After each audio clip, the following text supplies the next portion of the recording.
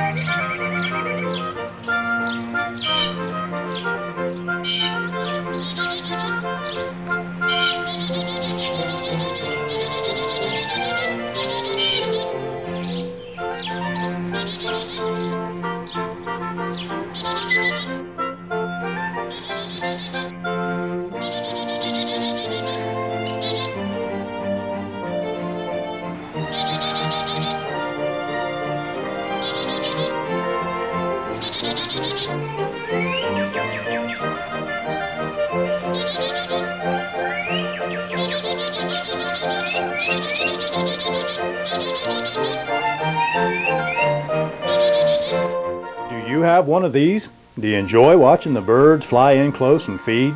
Would you like to know how to bring them in real close? So close you could feed them right out of your hand? This video, Now Anyone Can Hand Feed Their Own Backyard Birds, will teach you how to enjoy the ultimate bird feeding experience. This video will show how you too will be able to enjoy the thrill and excitement of those up-close encounters with your own backyard birds. You will learn a quick and easy technique to bring them in close and gain their confidence. In a short time, you will be enjoying the ultimate experience of hand feeding your own backyard birds.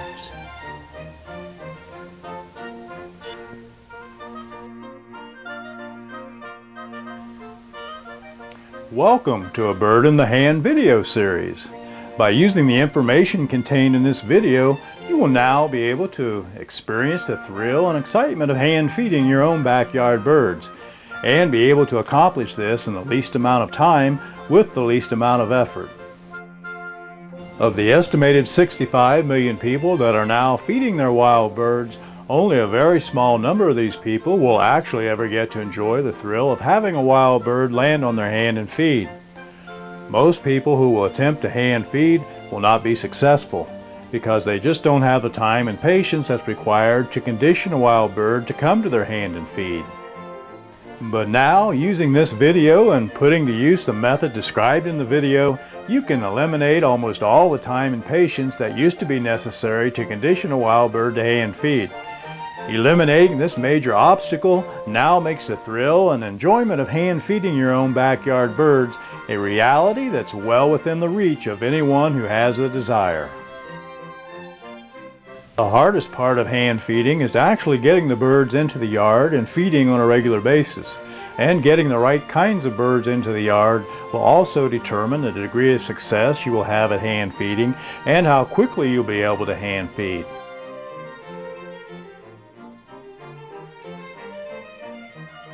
By far the easiest birds to hand feed are chickadees, then comes tufted titmice, red-breasted nuthatches, white-breasted nuthatches, and downy woodpeckers. Using my method of hand feeding, you will also be able to add blue jays to this list of birds. If you can attract any of these birds into the yard, you are practically guaranteed hand feeding success.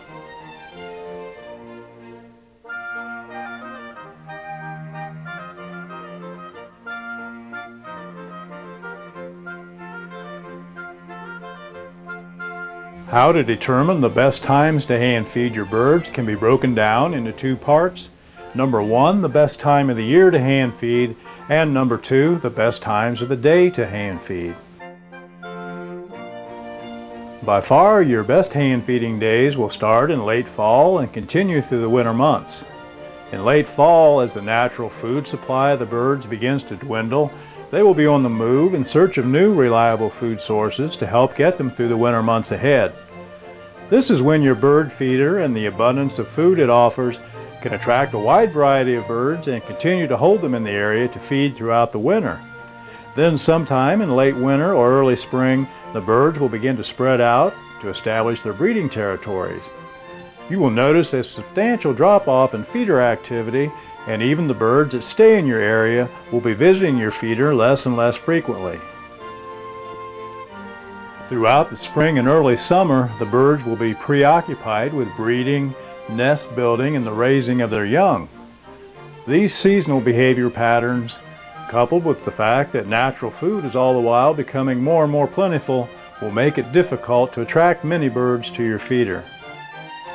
In my own backyard, I was feeding 4 or 5 blue jays in the fall and winter. Then as the weather warmed in late February and early March, the blue jays practically disappeared. I would only occasionally see one at the feeder. The same thing happened with the chickadees and white-breasted nuthatches. I could usually count on being able to hand feed them early in the morning, again around the middle of the day, and then again late in the evening. But as the weather warmed in early March, I would only occasionally see one in the yard. At this time of the year, they're just too preoccupied with more important things to do. So hold on until later in the summer when their family rearing duties are over. Then once again you will be in hand feeding heaven.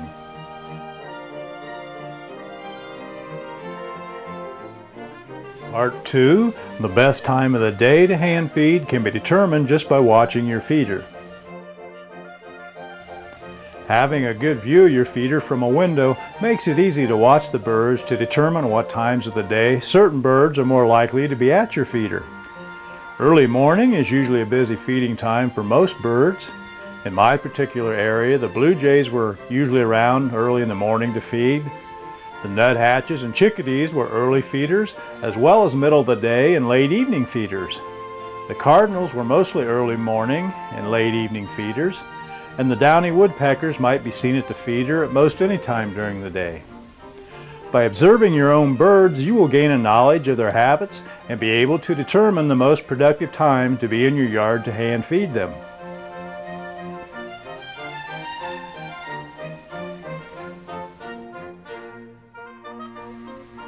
Most of you probably already have a feeder in your backyard with lots of birds feeding on a regular basis.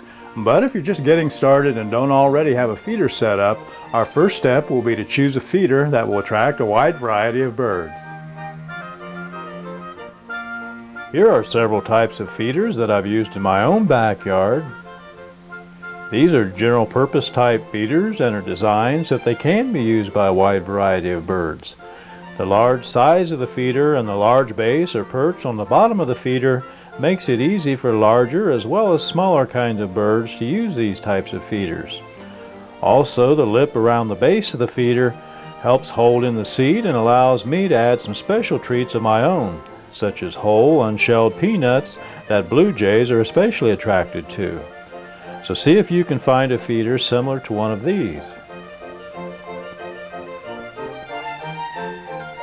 We will also choose a seed mix that will attract a wide variety of birds. For best results, find a seed mixture that contains lots of sunflower seeds. I use a KT brand of seed blend that's especially formulated to attract songbirds. This is a special mixture composed mainly of sunflower seeds. It has the small black oil sunflower seeds as well as the larger striped sunflower seeds. Sunflower seeds, especially the small black oil seeds, are a favorite food of most songbirds. It also has millet, cracked corn, sunflower hearts, and peanuts.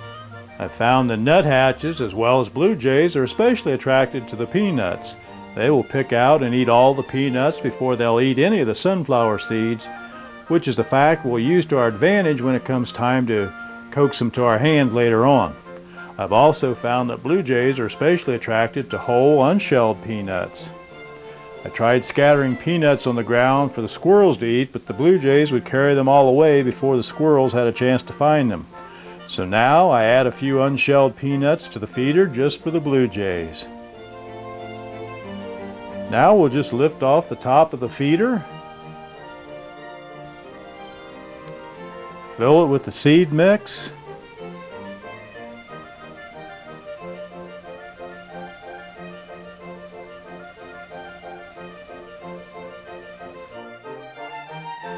add some peanuts for the blue jays, and we're ready for the next step.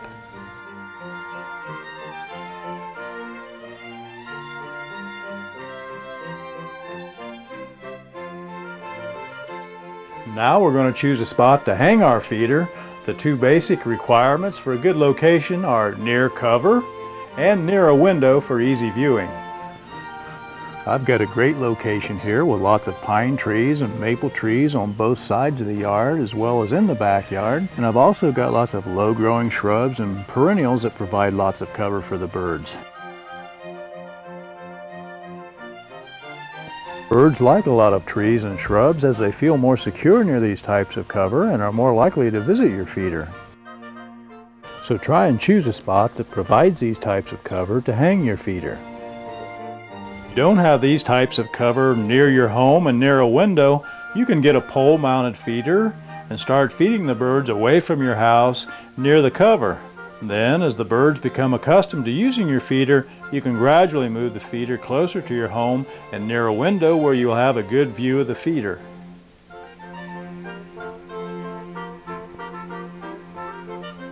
As well as food, birds also require water for both drinking and bathing. So placing a bird bath in your yard near cover, such as trees or shrubs, will also help attract birds and keep them coming into your yard. As well as your regular feeder birds, it will also attract birds that don't visit your feeder, such as robins and orioles. And this will also help to increase the overall enjoyment you will receive from the time spent watching the birds in your backyard. After a few weeks or so, hopefully you will have lots of different kinds of birds visiting your yard and feeding on a regular basis.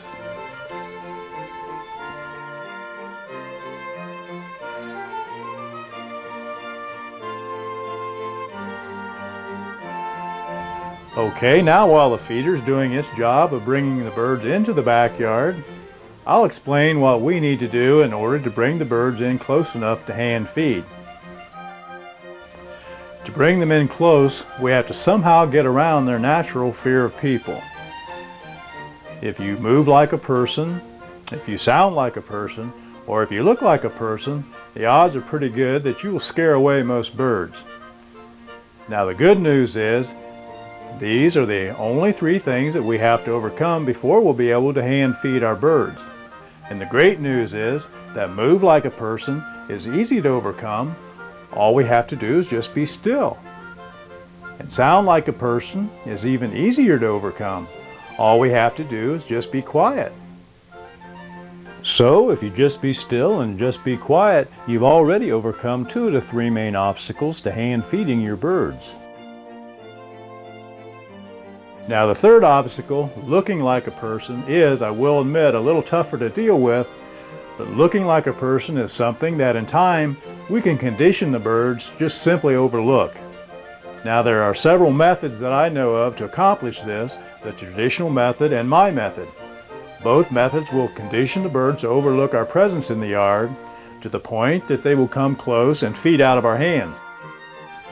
But the traditional method can take weeks and even months to accomplish this, depending on how much time you actually spend in the yard when the birds are in the yard. My method can take as little as 6 or 7 days to accomplish and is all done while we're not even in the yard. And the traditional method is usually only attempted during the winter months when food is scarce and birds are desperate for food, desperate enough that they're more likely to eventually come to your hand to get the food. I developed my method during the nice days of late summer, feeding sparrows and blue jays. Then as fall rolled around, chickadees and nuthatches came into the yard to use the feeder, and I was able to hand feed these birds as well. So here's your choices. On the traditional side, we have weeks to months. On my side, as little as 6 to 7 days. On the traditional side, lots of hours in the yard being still and quiet, trying to condition the birds to our presence in the yard. On my side, no time spent in the yard trying to condition the birds. That's all done for us. On the traditional side, we have cold, nasty days of winter. On my side, we have nice days of late summer and fall.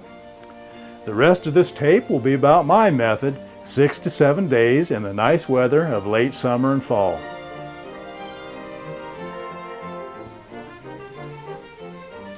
Okay, I promised a quick and easy method, one that would be working while we weren't even in the yard. In order to accomplish this, we'll have to construct a simple device that will do all the work of conditioning the birds for us. This is a simple dummy that we will construct to do all the work of conditioning the birds to hand feed. Once the birds are comfortable with the dummy, all we have to do is change places.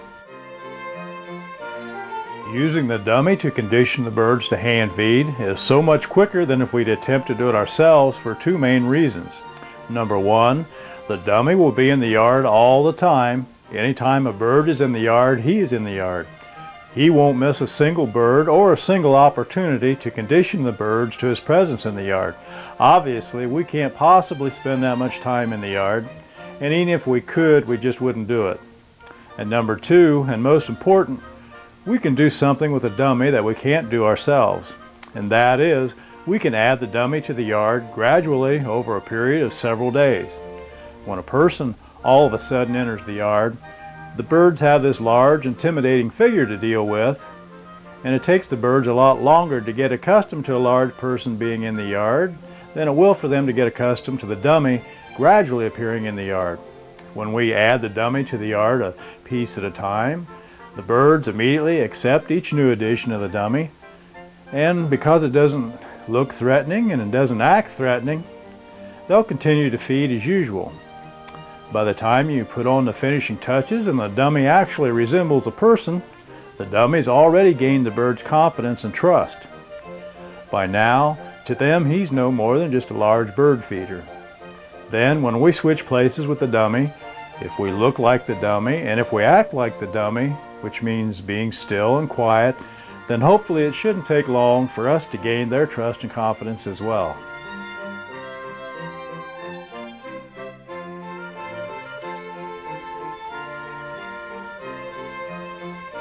In order not to alarm the birds when we switch places, we will have to resemble the dummy as much as possible. To do this, we will need two sets of matching clothes. One set to dress the dummy and one set for ourselves to wear. To dress the dummy, an old pair of blue jeans will work well for the lower half of the dummy, and for the upper half, a jacket or a hooded sweatshirt works well, especially for those cooler mornings of late summer and early fall. We'll also need a hat at the top of the dummy to help conceal our facial features. The detail on our faces, especially our eyes, will be the main difference between us and the dummy, and it's a difference the birds will notice. I like to use a straw hat because you can see fairly well looking right through the small spaces in the weave of the hat. You'll be able to see the birds and the trees above, but they won't be able to detect your eye movement down below. We'll also be adding strips of fiberglass screen material to the hat to help hide our facial features. We will also need two pairs of matching gloves, like these inexpensive jersey work gloves. We'll need a few feet of twine, rope, or wire. We'll need an old broom or mop. And we'll need some plastic sheeting to stuff the pants and shirt with. You could use old rags or newspapers, but I like to use plastic because if your dummy should get caught out in the rain, get wet, the plastic won't soak up any water and lose its shape, and your dummy will dry out a lot faster. You can get cheap plastic sheeting at hardware stores and garden centers. And we'll need a coat hanger. We'll need a small roll of fiberglass screen material. This is the material that's used to replace the screens in windows and doors, and you can find it in hardware stores or in department stores such as Walmart or Kmart. And we'll need some type of lawn chair to sit the dummy on out in the yard. First, we'll take some twine and tie off the ends of the shirt sleeves and the ends of the pant legs so that we can stuff them with the plastic sheeting.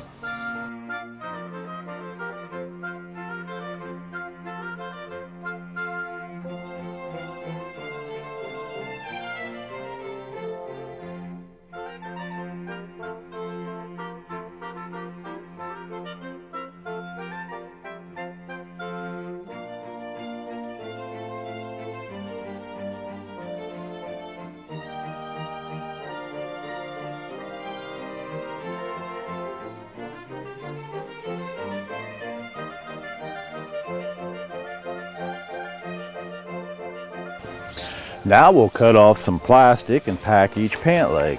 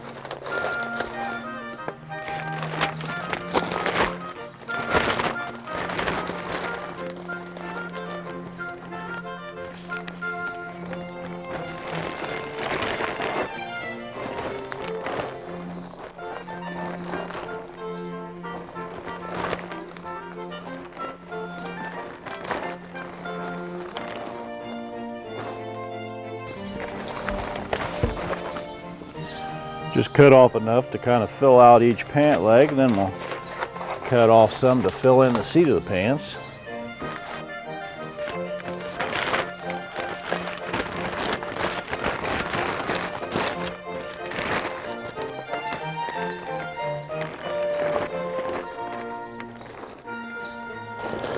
One more piece ought to do it.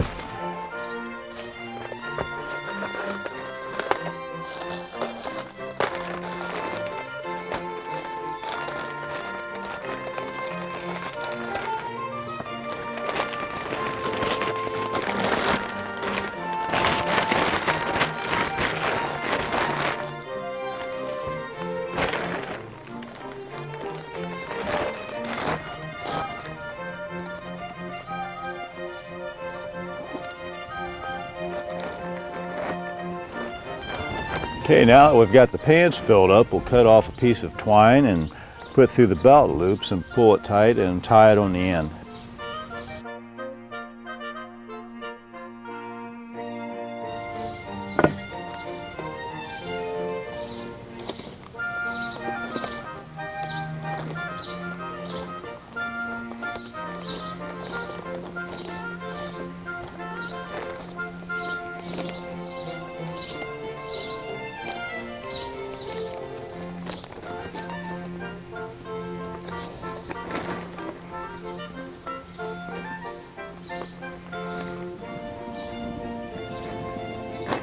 Poke that plastic inside. Now just pull it tight, tie it off.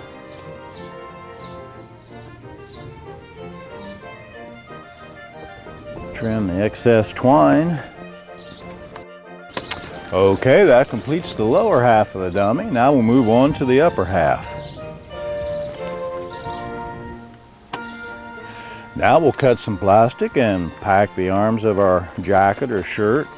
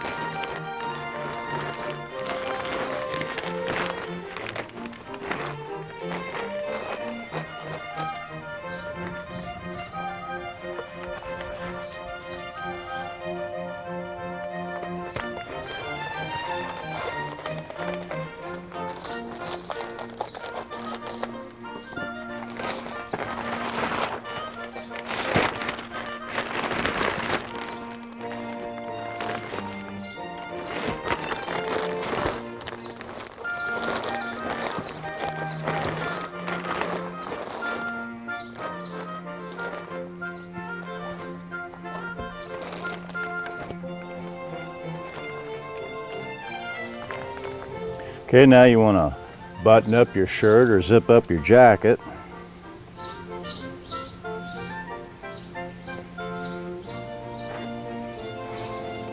Now we'll take our broom handle or mop handle, whichever you have, and run it down through the bottom of the jacket, up through the top and out the bottom.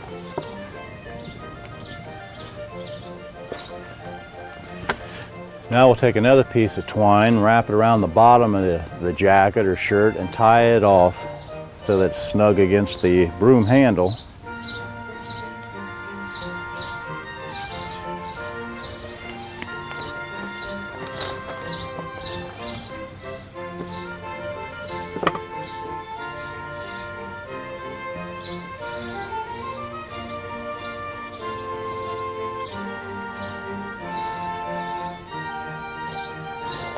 That way when we fill it with plastic, that'll hold the plastic in.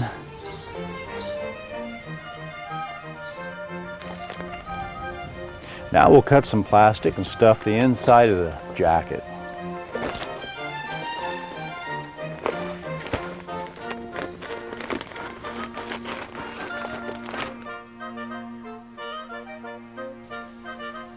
That's a bigger area, so we'll start out with a bigger piece of plastic.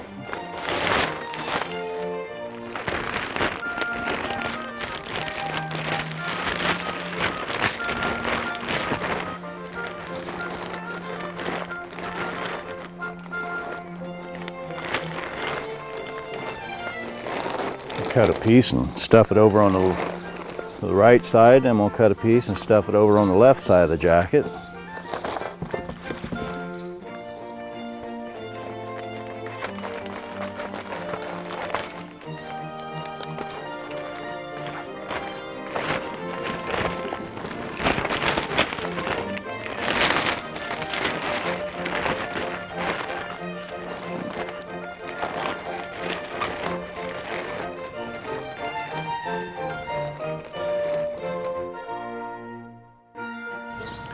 Okay, now that the shirt or your jacket is stuck, we'll just insert a coat hanger inside, right down in the shoulders.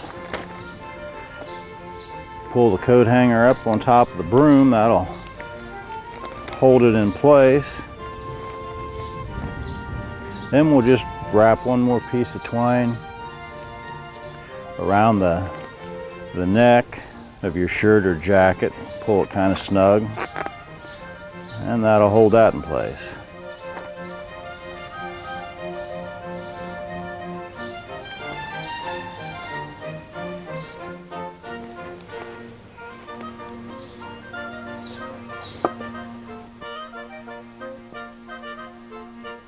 Now take some twine, rope, or wire and tie a glove to the end of each arm.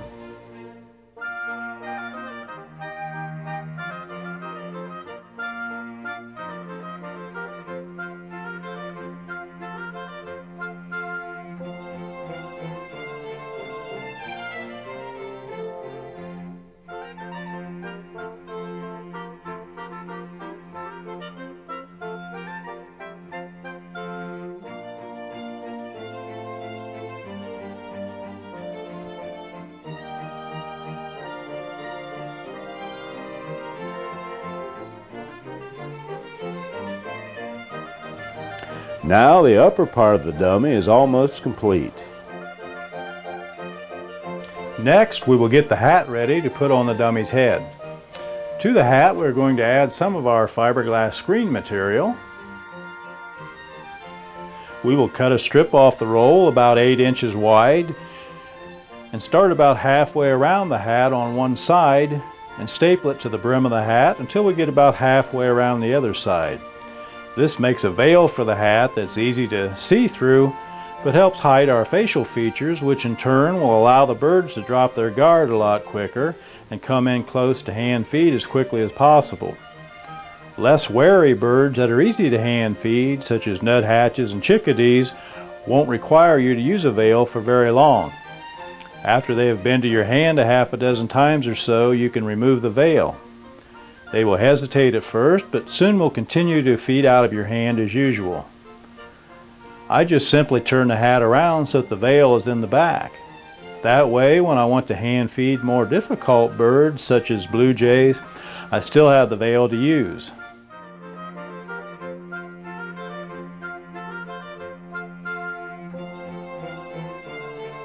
Once you have the dummy finished and have some of the easy to hand feed birds using your feeder on a regular basis, you can start teaching your birds to hand feed.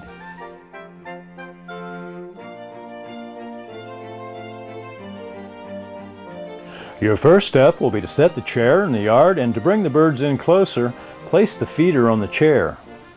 Give the birds a day to get used to this new setup.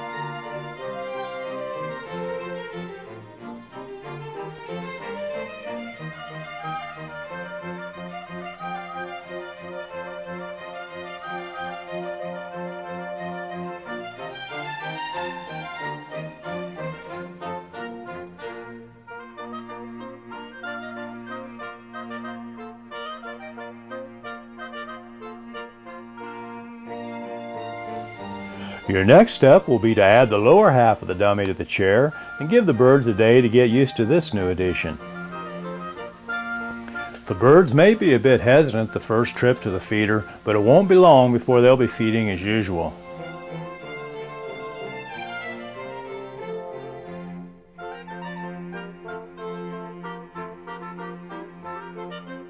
Once again, the blue jays seem to be a bit cautious their first couple trips to the feeder.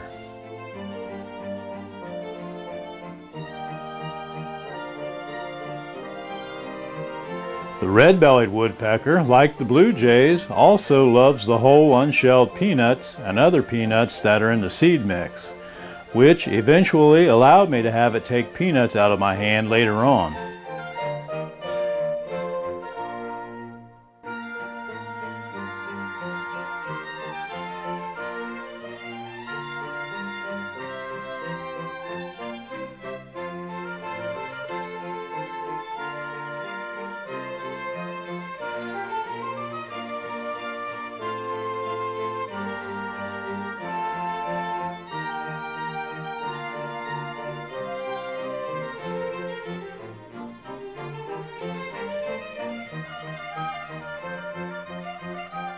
Your next step will be to add the upper half of the dummy to the chair and give the birds a day to get used to this new addition.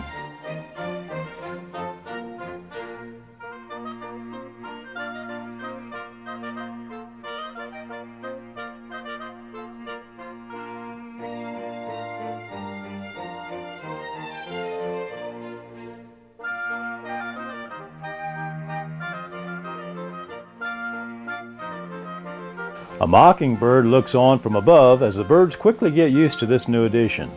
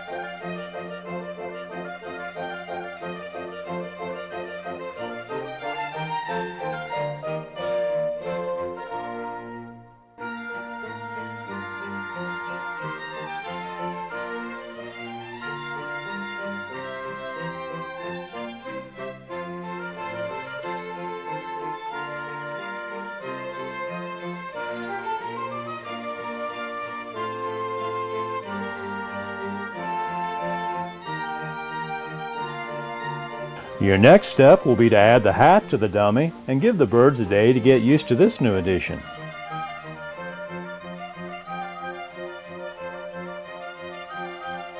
The downy woodpecker gives the hat a good looking over before proceeding on down to feed.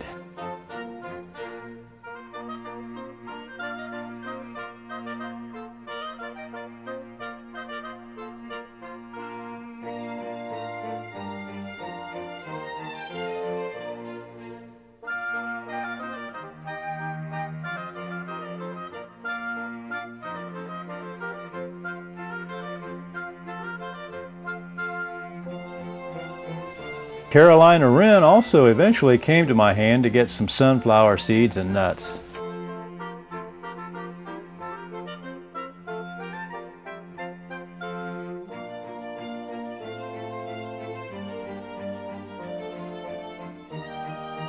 Hey, you get out of there. You have your own video later on.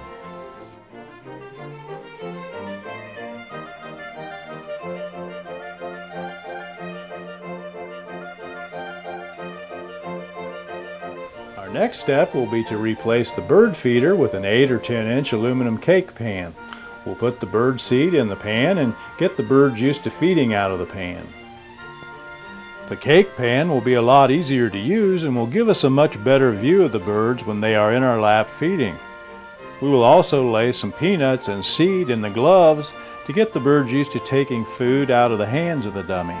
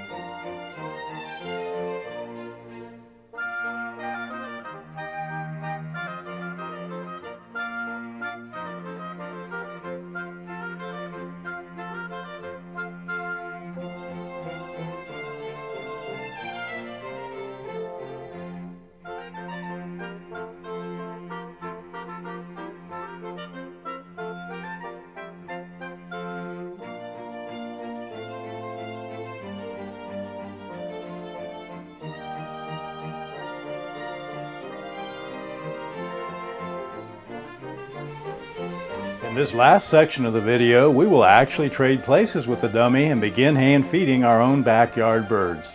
I will also go over a few final tips on how to proceed with your hand feeding techniques and discuss what kinds of results you can expect to achieve and how quickly you'll be able to achieve them. First, just a couple tips on your head position. When we first start feeding, we want to hide our face and especially our eye movement as much as possible. So tilt your head down a little in the front so that the rim of your hat will help cover these areas. And watch the birds by looking through the weave in your hat. Also, when a bird lands in your lap, close your eyelids together as close as you can while still being able to see the birds. Sometimes the birds will look up towards your face while checking you out, so don't blink or move your eyes. Try to be as perfectly still as possible. Once the birds are familiar with you and are feeding out of your hand, you won't have to be so careful about concealing your face or eyes. Just try not to blink if they are looking at your face.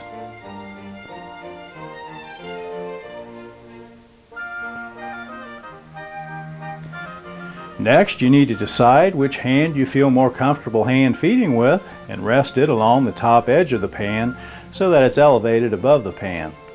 Having your hand elevated will force the birds to hop into your hand to get to the food.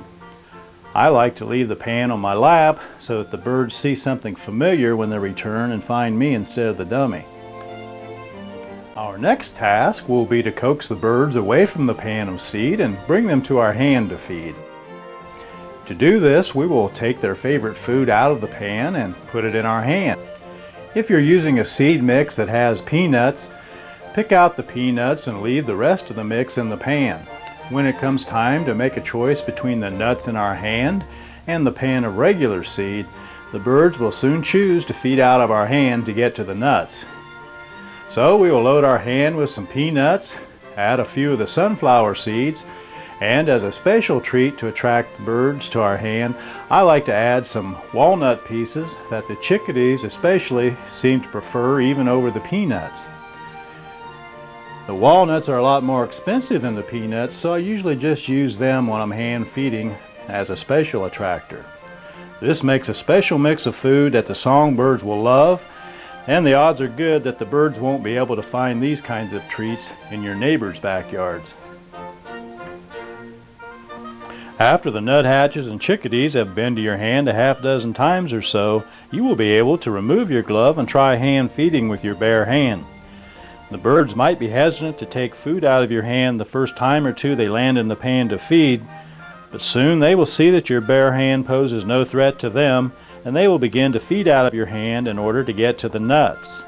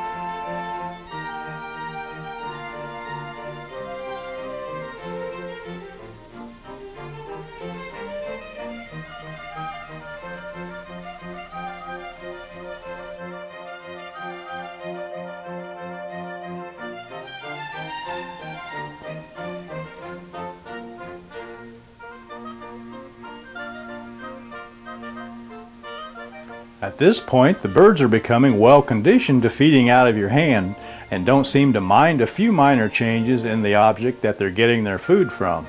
So I decided to see if someone else could take my place and still get the same results. My daughter Michelle was the first to volunteer after a large monetary bribe on my part. It seems that teenage girls just don't like the type of fashion statement that a straw hat with a veil presents. Nor do they like to sit still for an extended period of time if there isn't a TV or computer somehow involved.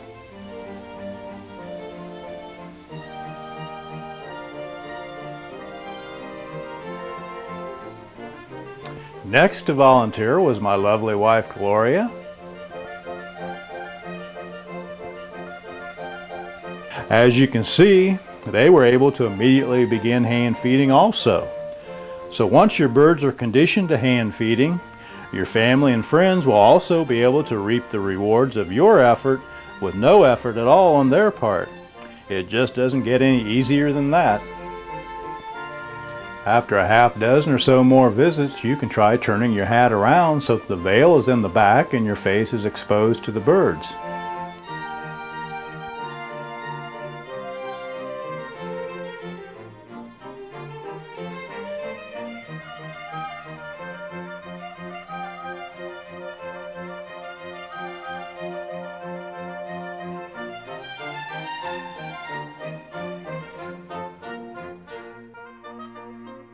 When the nuthatch returns, he seems content to feed out of the pan so he can keep an eye on my bare face.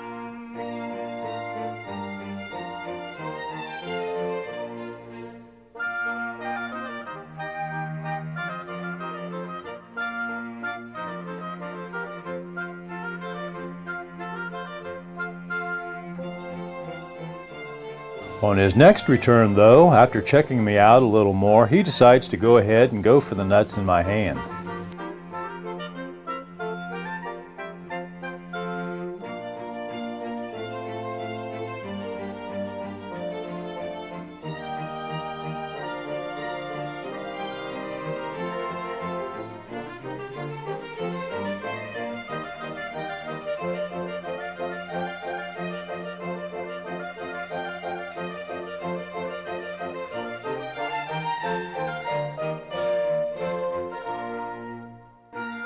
After all of your birds have made several trips to your hand and are comfortable seeing your face, you can remove your jacket and wear whatever shirt or jacket you care to wear.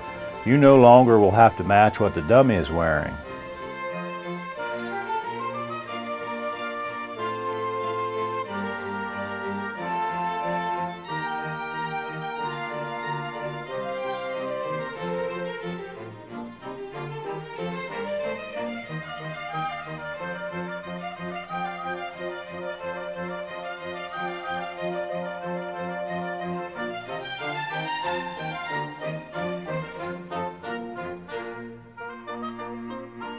After all of your birds have made several more trips to feed, you will be able to remove the hat. Each of these new steps will take the birds a few visits to your hand to get used to the change in your appearance, but soon they should accept these changes and continue to feed as usual. Should you have any trouble getting the birds through any of these steps, simply go back to the previous step where they were feeding as usual and give them some more time before you make the next change.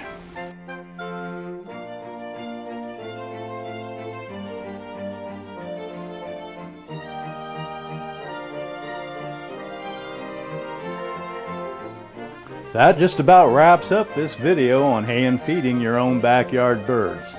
By watching this video and putting to use the methods described in the video, not only will you now be able to hand feed some of your backyard birds, but even the birds that don't come to your hand to feed will be giving you some up-close looks that other people without binoculars just don't get.